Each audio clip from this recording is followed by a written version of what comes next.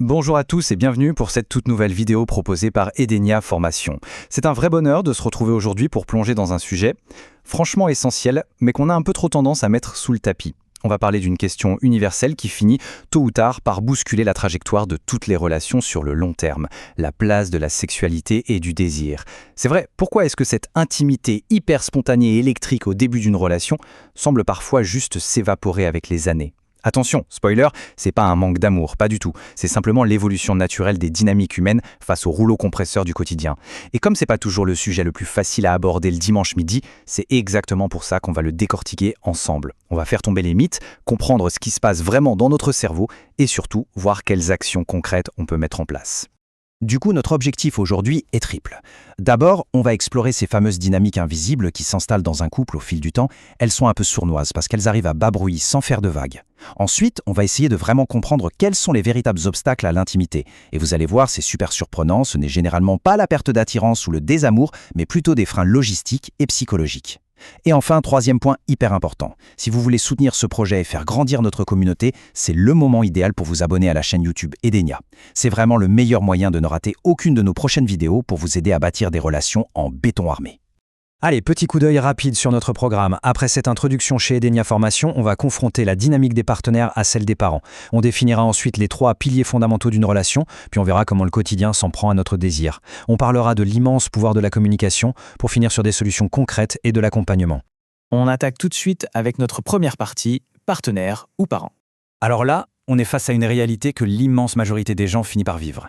Il y a une vraie fracture, presque un changement d'identité entre le fait d'être un couple partenaire et un couple parental. Regardez bien, d'un côté, on a le couple partenaire. Ça vibre, ça tourne autour du désir, de la spontanéité, des regards qui en disent long, c'est l'autre perçu comme une source d'aventure. Et puis la vie avance, les responsabilités s'empilent, et paf, le couple parental fait son entrée. Et là, l'énergie est littéralement siphonnée par la logistique. Faut gérer les enfants, les courses, les factures, les emplois du temps. Ce sont 2 mondes complètement opposés qui doivent cohabiter. Imaginez la scène. 2 adultes rentrent épuisés de leur journée, et au lieu de se retrouver comme des amants, ils enfilent direct leur casquette de co-directeur de cette petite PME qu'est la famille. Et ce glissement se fait en mode silencieux. Parce que, soyons honnêtes, la gestion du foyer ou la parentalité, c'est l'urgence absolue. Les enfants ont faim maintenant, le loyer tombe aujourd'hui. Face à ça, la sexualité, qui demande d'être détendue, d'avoir l'esprit libre, elle est fatalement balayée au second plan. Et c'est fou de se rendre compte que ce n'est absolument pas malveillant. C'est juste de la survie. On gère les urgences et l'intimité passe dans la case « on verra plus tard ». Mais la clé, la toute première étape pour relancer la machine, c'est d'accepter ça. Prendre conscience de ce déséquilibre sans aucune culpabilité, c'est la base pour amorcer un changement. Ce qui nous amène à notre deuxième section, les 3 piliers fondamentaux. C'est le moment de remettre les pendules à l'heure sur ce qui fait tenir une relation amoureuse. Trop souvent, on voit l'intimité physique comme une sorte de bonus, genre la cerise sur le gâteau quand les planètes sont alignées le week-end. Sauf que non, l'équilibre d'un couple repose sur 3 parts strictement égales. Comme on le voit ici, la sexualité, l'attachement émotionnel et l'intimité romantique. La sexualité a exactement le même poids que l'amour profond. C'est hyper important de comprendre ça. Si on retire un seul de ces piliers, que se passe-t-il ? Eh bien, même si vous vous adorez et que vous gérez la maison comme des pros, la structure s'effondre. Ça devient une belle amitié ou une super colocation.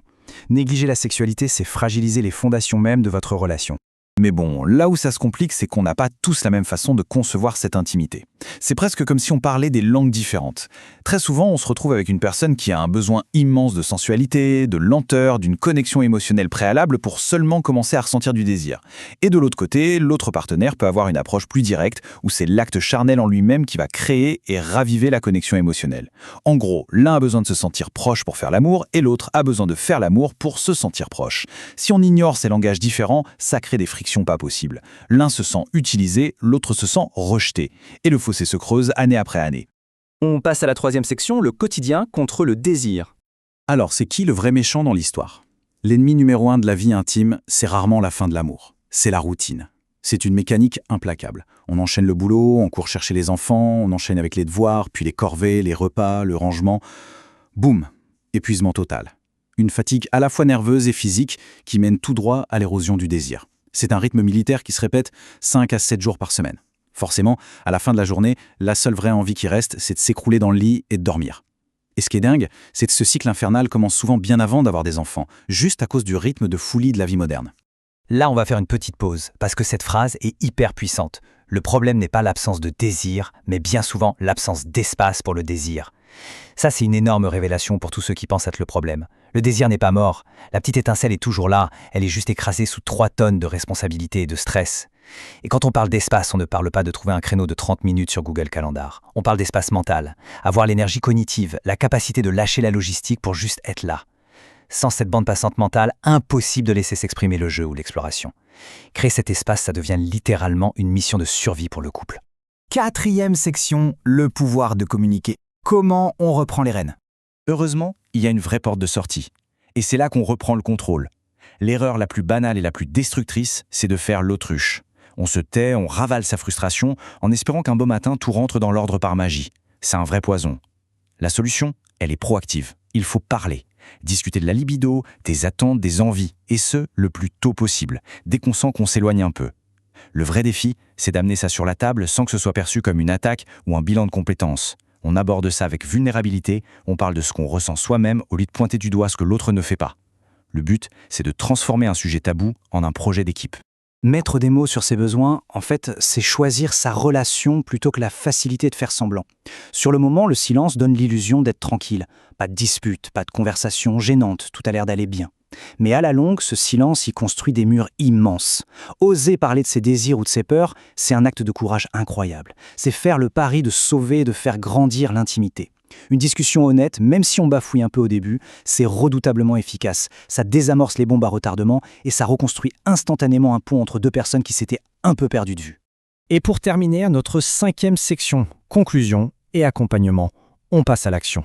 Alors, comprendre qu'il faut communiquer, c'est génial. Mais savoir comment le faire concrètement pour débloquer une situation parfois figée depuis des années, c'est une autre paire de manches. Et c'est exactement là que l'expertise d'Edenia Formations entre en jeu. On s'appuie sur des outils vraiment puissants, comme un questionnaire intime personnalisé.